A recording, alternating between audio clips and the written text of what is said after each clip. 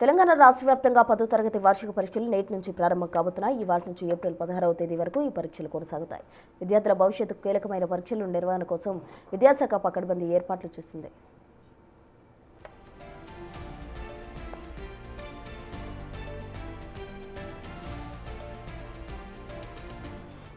రాష్ట్ర వ్యాప్తంగా ఈ ఏడాది భారీ సంఖ్యలో విద్యార్థులు పరీక్షలకు హాజరవుతున్నారు. మొత్తం 5,17,727 మంది విద్యార్థులు పరీక్షలు రాయబోతున్నారు. ఇందుకోసం 2,676 సెంటర్స్ సిద్ధం చేశారు. పరీక్షల సమయపాలన విషయంలో అధికారులు కఠిన నిబంధనలు అమలు చేస్తున్నారు. ఉదయం 9:30 గంటలకు పరీక్ష ప్రారంభమవుతుంది. అయితే కేవలం 5 నిమిషాల వరకు మాత్రమే ఆలస్యంగా వచ్చే విద్యార్థులను అనుమతిస్తారు. 9:30 గంటల తర్వాత వచ్చే వారిని పరీక్షా కేంద్రాల్లోకి ఎట్టి పరిస్థితుల్లోనూ అనుమతించబోమని అధికారులు స్పష్టం చేశారు. విద్యార్థులు ఎలాంటి టెన్షన్ లేకుండా గంట ముందుగానే కేంద్రాలకు చేరుకోవాలని సూచించారు.